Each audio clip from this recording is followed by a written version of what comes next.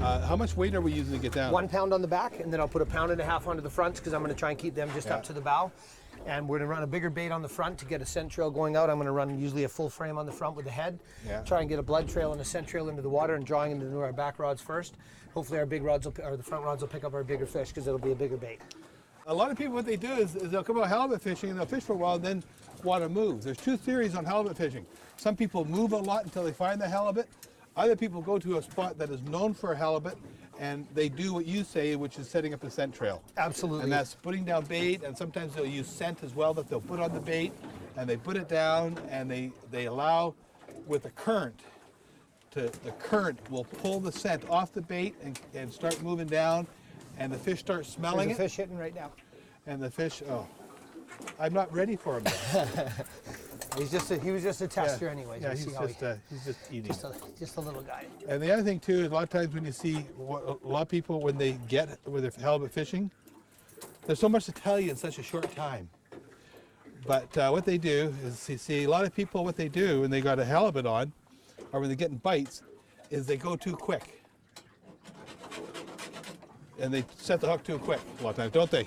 That's exactly right. Yeah, it's best just like there's a fish there, he's going to want to eat it. So the only thing sometimes you can do is when you got a bite like that, is just pull it up, just turn it up a couple notches like that, and leave it again. Right?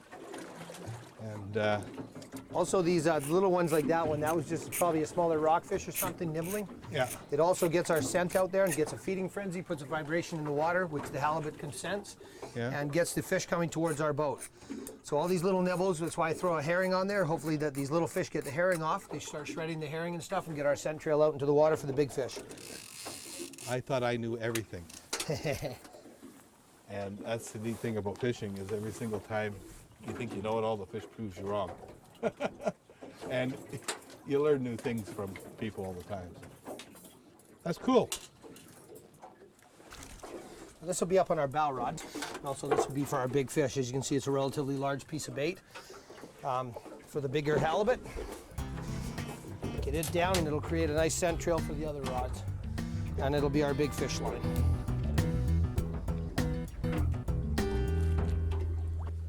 There we go, that guy's on, should be. There he goes. Yeah, there we go. Here goes the front one too. Oh yeah, Watch this is a good one. Yeah, this is a good one. Yeah, this is a 20-pounder. Come on, take that, you pig. Yeah. Oh yeah, oh yeah, oh yeah. There we go. I'm just going to put this downrigger down so Teddy will Gary. There we go. Excellent. Nice job, Gary. Come on now. Come on, all you halibuts, start hitting on every rod.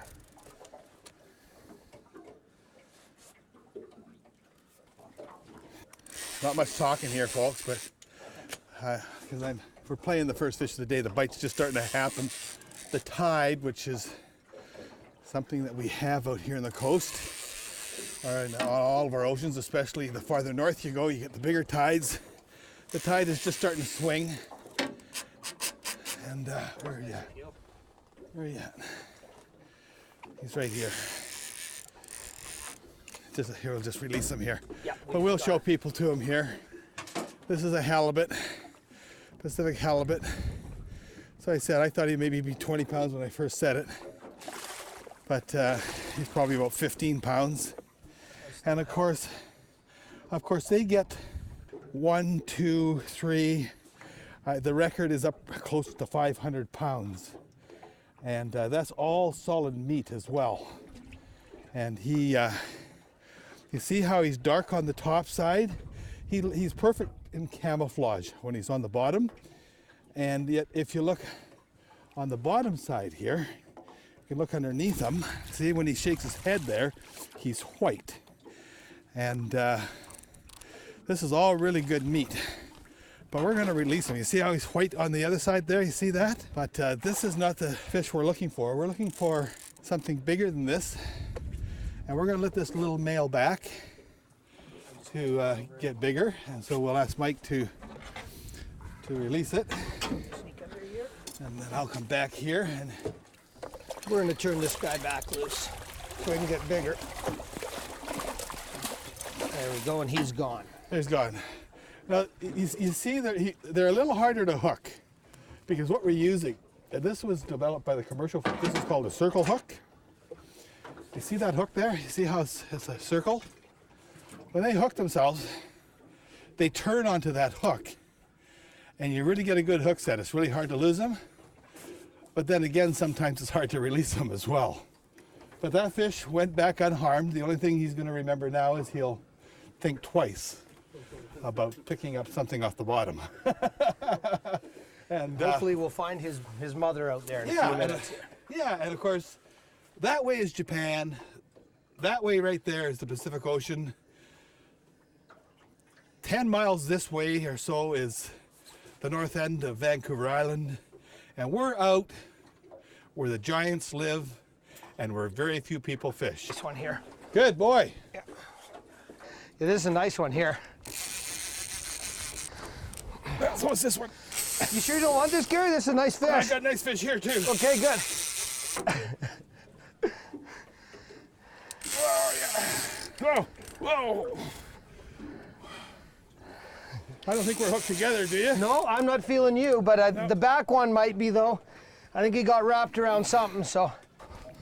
You see this guy shaking his head. Good sized fish here.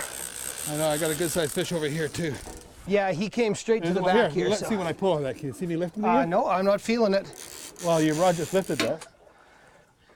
Yeah, we're hooked together on these two. Probably got tangled around our back one and good sized fish though.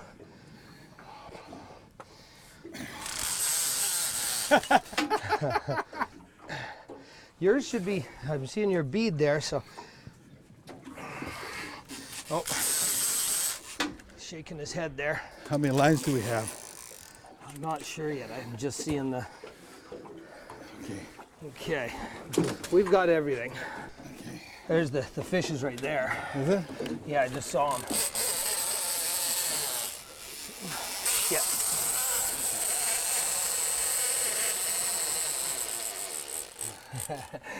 Okay, let's talk now about halibut fishing and the regulations today in British Columbia. Today, you are not allowed to catch a halibut or retain a halibut over so many centimeters, which is usually a fish between 60 and 70 pounds, but it will depend how wide it is and everything else like that, but it goes by weight. And sometimes you're allowed to retain maybe two under a certain size, which are smaller halibut, maybe under the 20-pound bracket. As well as you can fish usually 10 months out of the year, sometimes 9 months out of the year, because it depends on what they call the TAC is. Now the TAC is the total allowable catch. That total allowable catch is broken up into groups. It's broken up between Canada and the United States, or let's say British Columbia and Alaska and Washington and Oregon, as well as California. So they only allow a certain amount or a certain million pounds to be caught. Because a lot of people don't realize this, but halibut range. Catch a halibut in Alaska, for example, and you released it, person could, a month later, maybe, I don't know how long later, but they could catch that very same halibut in San Francisco. So these fish really move around. So that's why they have this total allowable catch. Now, what was happening is as a sports fishermen in British Columbia, our total allowable catch is 5% of that total TAC. So, or 4%. And I think maybe they've raised up to 7%. I can't give you the exact numbers, but what I can say is that you're not allowed to catch a 200-pound fish anymore. And the reason being is because it really shortens the period when you're able to fish.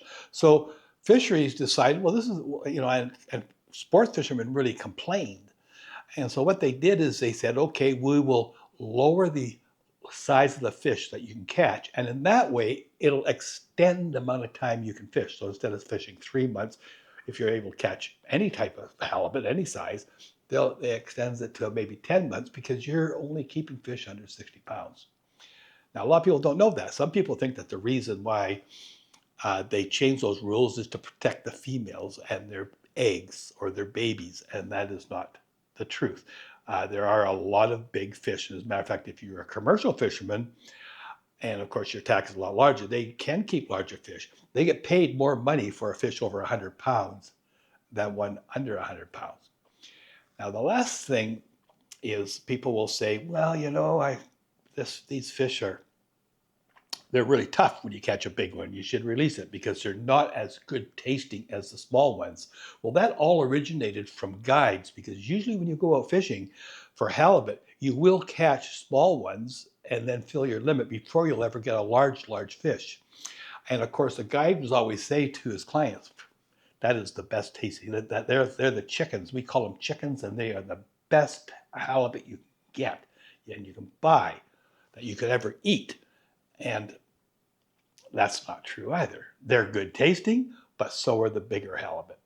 But what happens a lot of times with big halibut is when people eat them, like they eat a square about like this here, they overcook it because it's very easy to overcook halibut. But if you cook it properly, you'll have a really good tasting fish. And I have caught a lot of fish in my days, over 100 pound halibut, that being. And we've always enjoyed the feast that our family has been able to enjoy. Now, getting back to what we have on here, we have a real situation happening because we have a big fish on it. It's well over 100 pounds. And we've got knots and it's tied up with the other lines. So you got to be careful. But anyways, let's carry on. You're going to be surprised at the size of this fish that we're going to catch. They seem to get a piece of bait, and then they'll tangle around the other 2 pieces of gear in the water, and you'll have them hooked around 2 or 3 of the rods, which has happened here. But now I should be getting relatively close again here. Yeah. There we go. Now let's see what we've got here, and what I'll do is I'm going to take this one spreader bar, if I can get it, and just cut it off. No, he's still there. It's okay. Yeah, we got a huge mess here. Good God. Okay, I think, do you have a good pair of gloves? Yeah, I do. First Just give me 2 seconds here. Yeah, okay, here. If you want to hold on to this, Gary, I know that if you want to hold this, you can cut that one rod loose. This one right here, I think we can get loose, and I can, if I can get this clip off, and I can get the spreader bar out of the equation, I think we'll be a little bit better off. Okay. Okay, there's that one. That's that one free. Okay. Get him out of here. Now, again, we're gonna have to see what we can do here. We don't want to cut the wrong line. And this is a massive mess. Yeah, I'd just take the hooks off. I'd try and hand line them in. That's basically, I think, what we're gonna have to do. Yeah, this is it, my friends. This is real fishing. This is a bit of a mess. Yeah, but this is what it's all about, right? You bet. These are some of the things that'll happen. You got 4 lines on. You got a halibut that decides to go around, and this is the type of mess you can get. And this can be a dangerous situation because you're dealing with hooks. Big fish. You're dealing with a good-sized fish down there. Okay, there we go. We can get this one. Let's give this guy out of the equation. Go ahead and cut that for me, Gary. There. Thank you. Now at least we don't have any hooks. Okay, now. Okay. Okay, now I would go get your gloves and I'd try and hand line them. In the old days, that's how they used to fish for these halibut. Yeah, they did. Just use hand lines. Easy. Okay. Oh, okay, there's a nice fish. I don't know if you're going to be able to. There we go. Yeah, we're going to have to put a harpoon into him, Gary. Are you sure? Yeah, absolutely. Yeah, if you gaff him, he'll twist your arm right out. If you just want to go ahead and hold that, and then I'll just get a harpoon. Once I get a harpoon in it, we'll be fine. I'm just going to sneak in behind you here, Gary. Excellent. Up here, we'll get him to lead across like this. There we go. Now he's completely controllable. That's a nice fish. Yeah. You're not going anywhere, buddy. Okay. I think you want to stand back in, right? Yeah. Now let's As you can see, these halibut throw off a pretty good fit beside the boat. What do you want me to do? Okay, Gary. I'm just going to grab them, and what I'll do is we'll get them coming up over the side here. I'll be on this side here. Okay, wherever you like to be. Well, just to help. Oh, I'm okay. I can get them over, and what we'll do is we'll just kind of get them kind of like this. Okay. It's okay. I got my foot in the rail here. We'll get them in here. Whoa! Wow! Okay. Look at that for hey, Mikey! You called Ready to go? Yeah. We showed how to do it and how not to do it. Well, we landed the fish, which is all that's important. Yeah. Look at that, my friends. Okay. We're lucky at the end there that he obliged, though, eh? Yes. Yeah. He was quite cooperative at the end there because he's a good sized fish. Because when you had now think of this, okay, my friends, is we had that fish, it wrapped around all the other lines. And you saw the mess that we had. So first thing we did was get rid of the hooks, because the last thing you want is to get one of those hooks in your hand. The next thing we did is we couldn't undo the tangle, so we decided to hand line the fish in. But when we were hand lining it, we were making sure that it wasn't wrapping around any fingers or around any legs or around any hands or anything else like that. Because you can imagine if this fish here, when you were bringing up that halibut, let's say you had a wrap around your wrist. Let's say that fish right there all of a sudden decided to head to the bottom. You got like 150 pounds of knot all of a sudden around your hand of thin line. You could lose your hand. So these fish here can be dangerous when you come out in waters like this here. It's good to be with a guide like Mike. Hey, buddy. Yeah, they're very powerful fish, and they can do a lot of damage, so you got to be very careful with them. So anyways. Well, we got the fish in the boat, which is all that counts, and you betcha. We'll get back to fishing. You betcha. There we go. Okay, now we got her. Oh, okay, a big one, eh? Gary, yeah, this is a nice fish. Okay, here, I'll get her here. Just okay, let me just get this bring it in back here. there for you, and I'll get that other one in. Oh yeah, there's a nice fish. Okay, let me get this here in. Let's, okay. I'm gonna come back here, Gary. I think he already tangled on the front, but that's okay. Here, Gary, I'll give this to you right here, and I'll bring that one around if I need to, okay? Okay. There we go.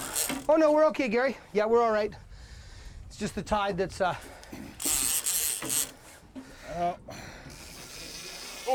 yeah, big head chicks.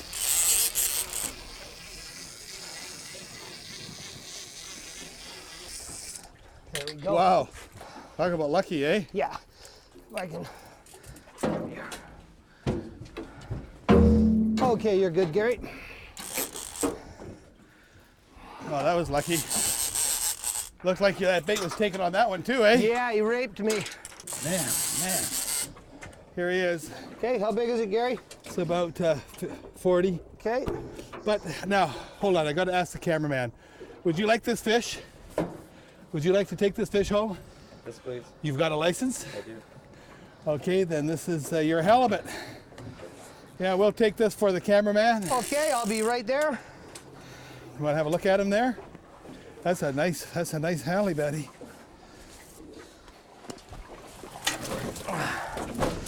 There we go. Okay. And there he is. That's a nice sized fish. Okay, settle down. It's okay. Now the amazing thing is, It's okay. the big fish, the 107, I think it's about 160, 170 pounds myself. But when they go nuts like this in the boat, they can break equipment and they can break legs and everything else like that. We were very fortunate that that big fish didn't go crazy as this guy here's going. But we're going to end on that fish, and we're going to do a quick wipe here, and I'll see you back at the docks weighing the big fish.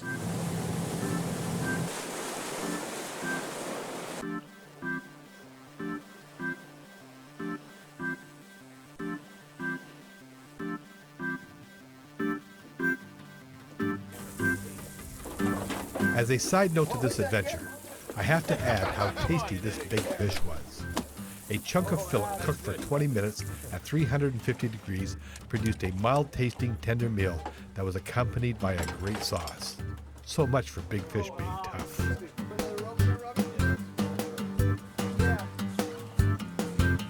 Wow, it's 180, 190, 195 pounds. And that's what it says there. This is the real land of the giants. And you know something? I'm going to tell you something else which is really neat. I never saw any other boats out there today.